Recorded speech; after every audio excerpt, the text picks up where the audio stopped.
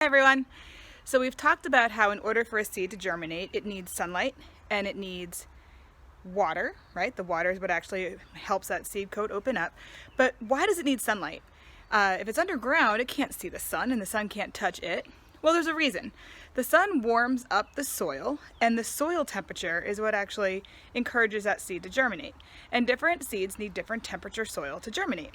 So what we're going to do is we're going to test the soil out here in my garden to see if it's warm enough now that we've had some warm days, to see if I can plant some seeds right out here in the soil and have them grow.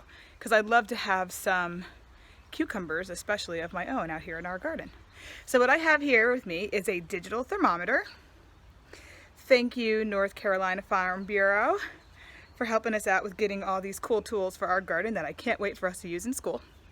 And what we're going to do is we're going to turn this on, press a little button, and you'll see that it takes the temperature, or what it reads the temperature of our air right now out here. It's not actually 80 degrees, trust me.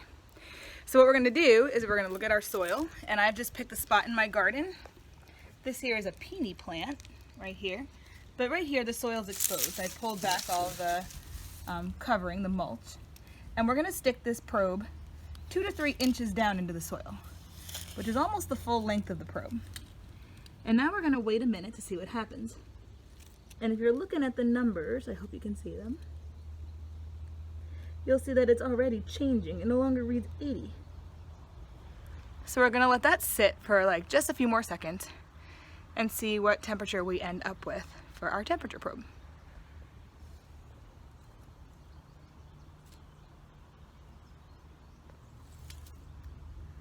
So the numbers stopped changing. Oh, never mind. There it goes again. This is why we leave it for a while, just to make sure we're getting an accurate temperature reading. So it looks to be about 65 degrees in the soil right here in my garden.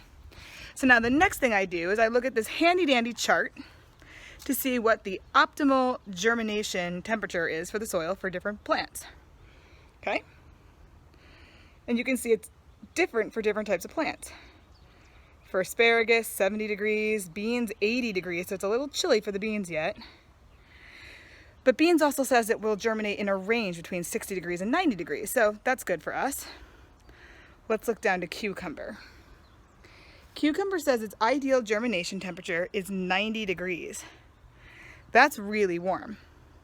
But it says it will germinate between 60 and 100. So if I planted cucumber seeds out here right now, odds are they will germinate. It just might take a little bit longer. So there you have it. That is one of our soil tests that we can do to make sure our soil is ready to go.